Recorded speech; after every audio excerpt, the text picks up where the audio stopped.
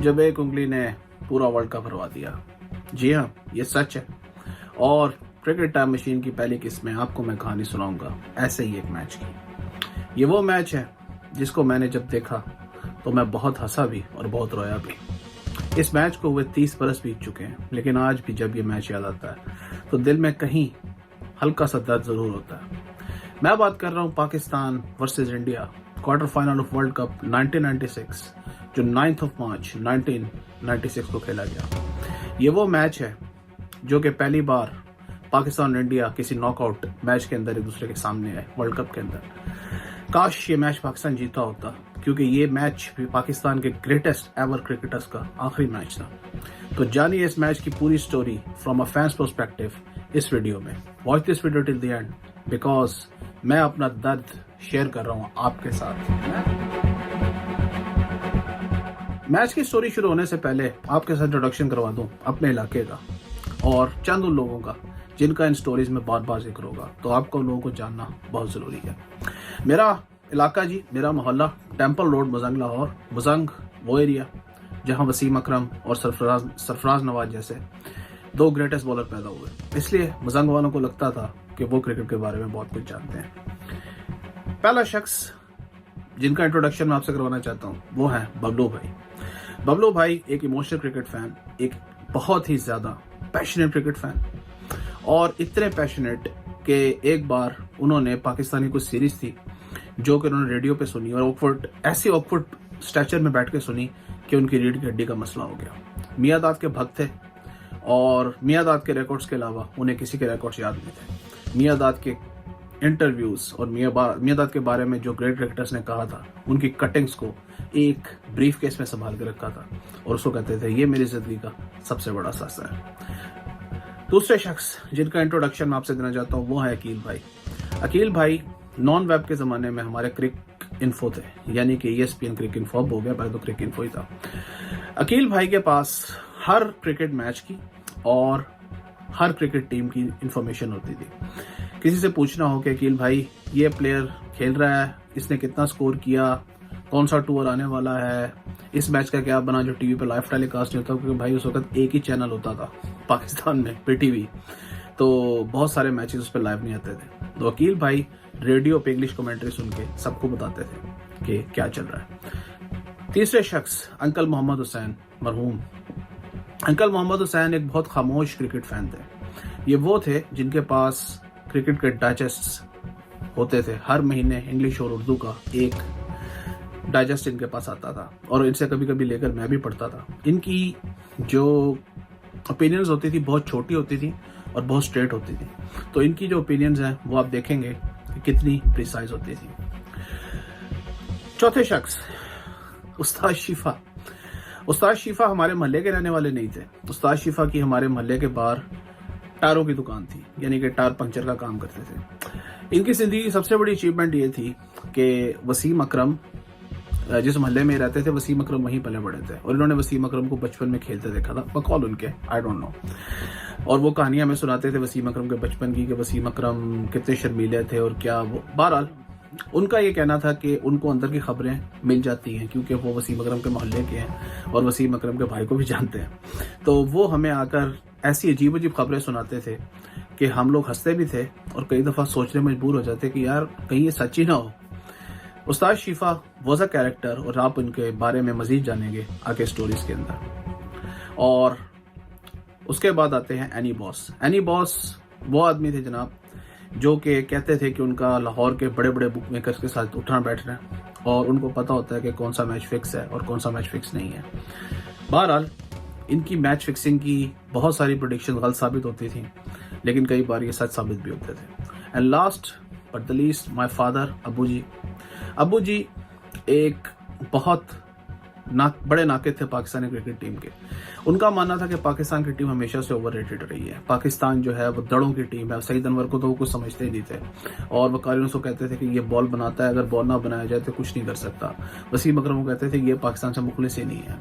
सलीम मलिक को कहते थे ये टुंडा दड़ा प्लेयर है, तुक्केबाज प्लेयर है। सिर्फ मियां दाद को थोड़ा बहुत बैट्समैन मानते थे और इंजमाम को कहते थे यार ये भैंस चरने के लिए छोड़ो, इसको मैचों में खिलाया क्यों हुआ है। तो ये थे जी मेरे अब्बू। अब हम आपको इन लोगों के साथ बीते गए लम्हात जो हमने इस मैच में देखे उसके साथ स्टोरी को कंटिन्यू। खैर जी, मैच डे 9 मार्च 1996 सैटरडे का दिन। पाकिस्तान के अंदर ये वर्किंग डे होता था क्योंकि जुम्मे के दिन छुट्टी होती थी। स्कूल से मैं जल्दी आ गया क्योंकि स्कूल वालों ने भी आधा घंटा पहले छुट्टी दे दी, तो घर पहुंच गया तकरीबन 1 बजे। मैच से एक दिन पहले अम्मी को कह दिया था कि मैच वाले दिन मैं मार्केट नहीं जाने वाला, क्योंकि अम्मी ऐसी होती हैं कि उनको कभी ना कभी सौदा मैच के दौरान जरूर याद आता है। मैंने कहा मैं मैच के दौरान बिल्कुल मार्केट नहीं जाने वाला। यहाँ तक कि अगर आप अपना इमोशनल ड्रामा भी करेंगे, मेरी अम्मी अक्सर ये करती थी कि जब मैं मना करता था मार्केट जाने से ना, तो दुपट्टा लेके कहती थी मैं जा रही हूँ, और मैं कहता था नहीं नहीं अम्मी, वो पंजाबी फिल्म के हीरो की तरह, नहीं नहीं अम्मा तू बाहर जाए, ऐ नहीं हो सकता मैं जाना। लेकिन मैंने कहा ये ड्रामा भी नहीं चलेगा क्योंकि मैच बड़ा इंपॉर्टेंट है।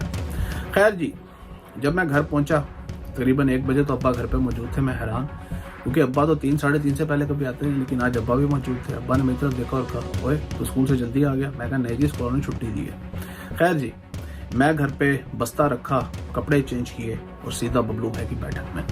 बबलू भाई के बैठक जो होती थी ना, उसमें एक चारपाई पड़ी होती थी, बबलू भाई उस पर बैठे होते थे, आसपास 4-5 कुर्सियाँ होती थी, सामने टीवी लगा होता था जनाब, खूब फिट माहौल। बबलू भाई बैठे थे और जनाब खाना खा रहे थे। मुझे देखा और बोले आजा भाई आजा। मुझे एक प्रिविलेज हासिल थी, और ये कि बबलू भाई ये मानते थे कि बच्चों में क्रिकेट देखने की तमीज़ सिर्फ मुझे ही है, और मुझे ये प्रिविलेज हासिल थी कि बबलू भाई की बैठक में बैठ कर मैं मैच देख सकता हूँ।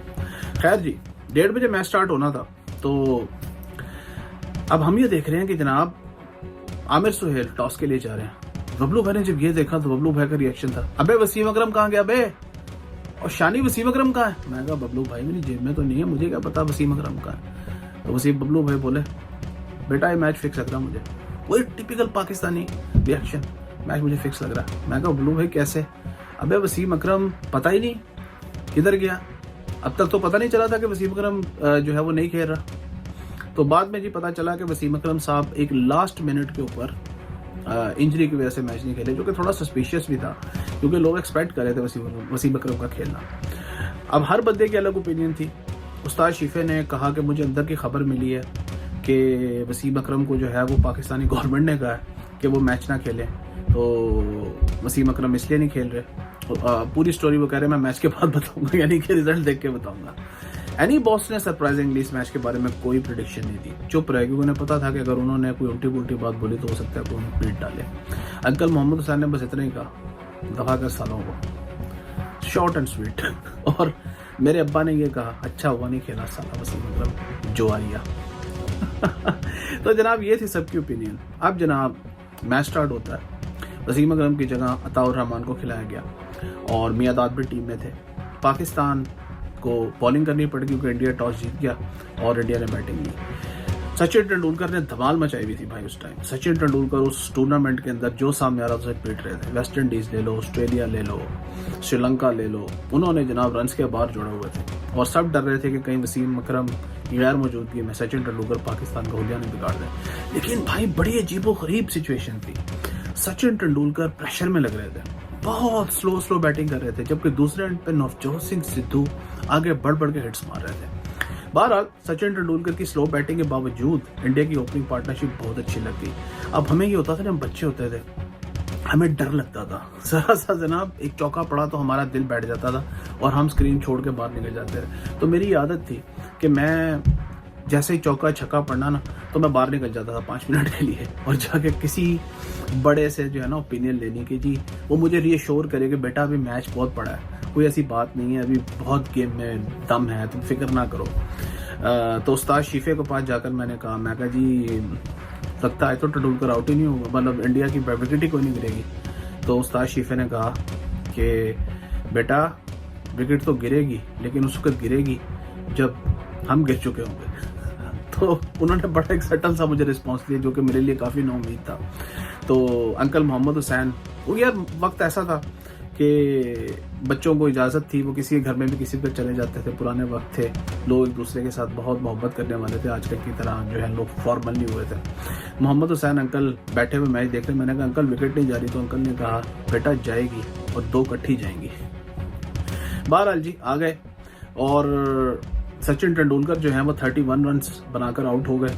तो उस वक्त आप यकीन करें बड़ी खुशी हुई यार, 31 रन्स बनाया उन्होंने 59 बॉल्स में, जो कि एक बड़ा ही अजीब सा तो कहते हैं ना कि सिनेरियो था, क्योंकि सचिन तेंदुलकर जो है वो रन बॉल खेलते आ रहे थे इस टूर्नामेंट के अंदर।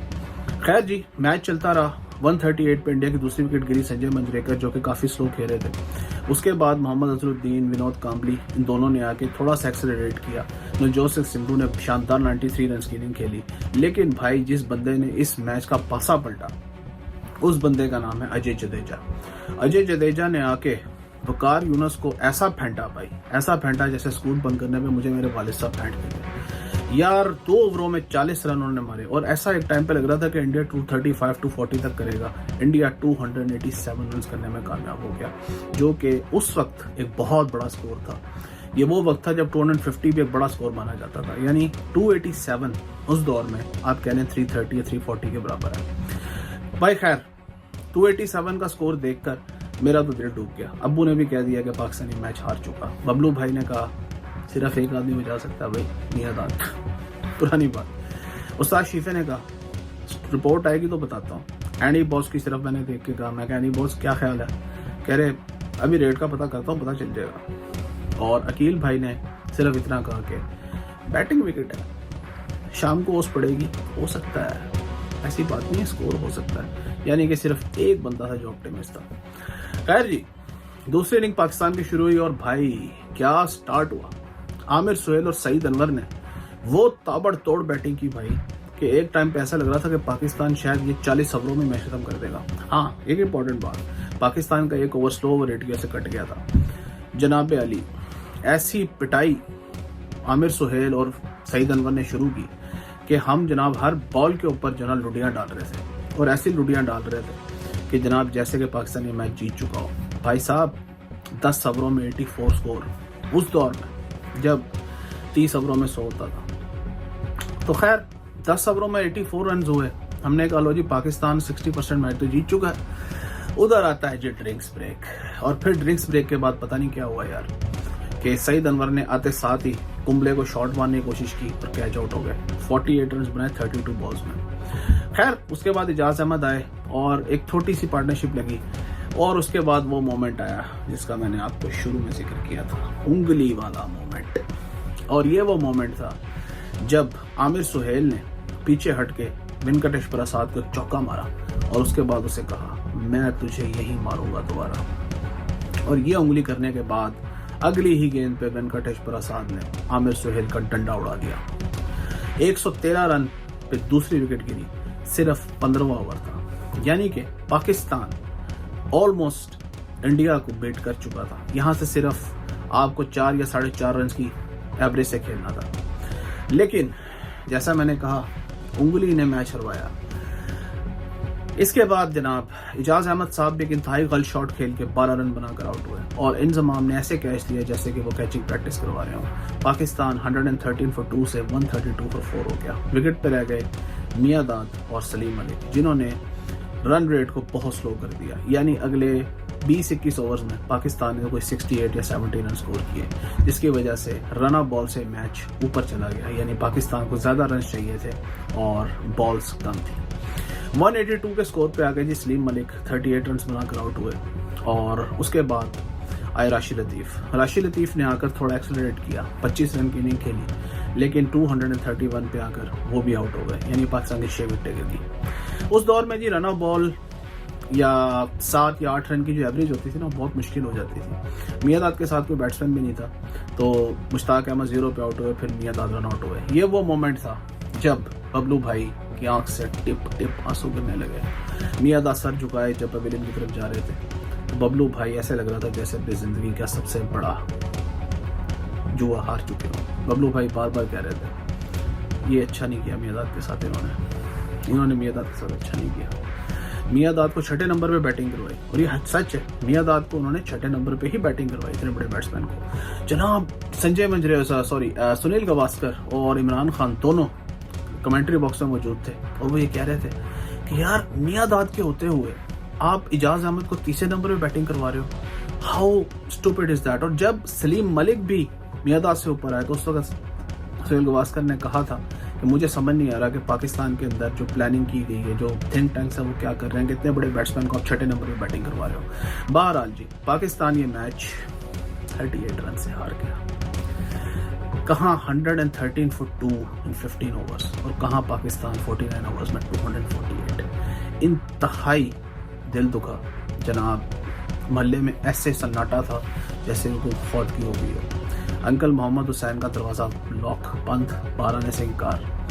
जनाब बबलू भाई अपने कमरे में नोहा कराते और मेरे अब्बू टांगे ऊपर करके सिर्फ आसमान को घूर रहे थे और हम बच्चे जो है वो रो रहे थे ऑलमोस्ट। और मैं आपको बता नहीं सकता कि आगे क्या क्या हुआ। मैच के बाद जी यानी बॉस से ओपिनियन मांगी गई तो उन्होंने कहा मैच तो पहले ही फिक्स था, पाकिस्तान सिर्फ रेट ऊपर ले जाने के लिए शुरू में अच्छा खेला है। उस्ताद शीफे ने कहा मैच बीच में बिका, पक्की रिपोर्ट है। जब वसीम अकरम और सईद अनवर और आमिर सोहेल खेल रहे थे, पाकिस्तान का प्लान यही था कि वो जीतना है। ड्रिंक्स ब्रेक में जब वो पानी लेके आया तब उन्होंने आगे कहा सईद अनवर को, ओए तुसी बंदे का पुत्र बन जाओ नहीं तो आइए गोली। यानी कि उस टाइम पे आके मैच बिक गया। बबलू भाई ने कहा मैंने कोई ओपिनियन नहीं देनी, मैंने पाकिस्तान के मैच ही नहीं देख रहे हैं बस। अब्बू ने कहा उस्ताद तुम्हें तुम्हारी औकात दिखा दी इंडिया ने। अंकल मोहम्मद हुसैन ने कहा अब इन्होंने हारना ही था, इनसे 287 कहाँ होता है। और अकील भाई ने कहा यार मैच जीतना चाहिए था, बस मियादाद को ऊपर भेज देते तो शायद मैच का रिजल्ट डिफरेंट होता। यानी कि कैलकुलेटेड ओपिनियन। जनाब अली बहुत बुरे हालात थे पाकिस्तानी टीम के, क्योंकि वसीम अकरम पब्लिक एनिमी नंबर 1 बन चुके थे। जनाब जगह जगह वसीम अकरम के पोस्टर्स लग रहे थे जिनमें वसीम अकरम की कहीं पैंट उतरी हुई है, कहीं इन्होंने लोटा गले में पहना हुआ है। बहुत सारे गाने चलने शुरू हो गए, आया आया ये लोटा कप लोटा कप। उसके बाद जनाब वसीम अकरम जो हैं उन्होंने पाकिस्तान आने से इनकार कर दिया, वो वहाँ से इंग्लैंड चले गए। बहुत सारे प्लेयर्स के घरों पे हमले भी हुए जो कि काफ़ी दुख वाली बात है। इजाज़ अहमद के घर पे पथराव हुआ और बकार यूनस के घर पे पथराव हुआ। बकार यूनस और आकिब जावेद और मुश्ताक अहमद तीनों जो पाकिस्तान के मेन बॉलर थे, तीनों ही पिट गए थे क्वार्टर फाइनल में। मुश्ताक अहमद को कौमी कोर्ट का खिताब दिया गया। पाकिस्तानी टीम के बहुत से प्लेयर्स जो हैं उन्होंने पाकिस्तान आने से इनकार कर दिया सेफ्टी कंसर्न्स की वजह से। कुछ दलेर प्लेयर जो हैं वो आए जिनको गालियों का सामना करना पड़ा। जनाब वसीम अकरम तो रोते हुए उनके 8-10 दिन के बाद उन्होंने एक इंटरव्यू दिया जिसमें उन्होंने पट्टी बांधी हुई थी हाथ और कहा कि देखो जी मेरा तो हाथ ही टूटा हुआ था, मैं कैसे खेलता। बहरहाल वसीम अकरम सबसे ज़्यादा अनलाइक्ड पर्सनैलिटी थे उस वक्त, हालांकि वो मैच भी नहीं खेले थे। लोग इसी चक्कर में थे कि भाई ये खेला नहीं, इसी ने मैच बेचा होगा, ये जुआरी है, इसने मैच होगा, बद अच्छा बदनाम बुरा। तो भाई साहब हर गली मोहल्ले में वसीम अकरम की रेल पिटी जा रही थी। अगर आप लोगों में से कोई इस वीडियो को देख रहा है जो उस वक्त था तो वो जानता है कि वसीम अकरम की उस वक्त वैल्यू पाकिस्तान में क्या थी। बड़े बुरे हालात थे जी, पूरा मुल्क सैड था। अगले दिन अखबारों के अंदर बड़ी बड़ी खबरें लगी कि जी इंडिया में जश्न मनाया गया, यानी कि जख्मों पे नमक छिड़क रहे थे हमारे अखबार वाले। और पाकिस्तान के ऊपर जनाब जो न्यूज़ है उसके ऊपर ये बताया जा रहा है कि इंडिया में क्या कहा जा रहा है, इंडिया में जश्न मनाया जा रहा है, पाकिस्तान में माता मनाया जा रहा है। जनाब दिल दुखा हुआ था, पूरी कौम तकलीफ़ में थी, हम भी तकलीफ़ में थे। और ये तकलीफ़ उस वक्त तक रही जब तक श्रीलंका ने इंडिया को सेमीफाइनल में नहीं हरा दिया। जिस दिन श्रीलंका ने इंडिया को सेमीफाइनल में हराया उस दिन आकर सबको जो है ना तसल्ली मिली कि हम नहीं तो वो भी नहीं, यानी कि अगर हम ये वर्ल्ड कप नहीं जीत पाएंगे तो हिंदुस्तान भी ये वर्ल्ड कप नहीं जीत पाएगा। खैर जी, ये थी स्टोरी 1996 के वर्ल्ड कप क्वार्टर फाइनल की, उस मैच की जिसने बहुत दर्द दिया। ऐसी स्टोरीज आपके साथ में शेयर करता रहूँगा और आपको मज़ीद अपनी यादें सुनाता रहूँगा। आई होप आपको वीडियो पसंद आई, ये काविश पसंद आई।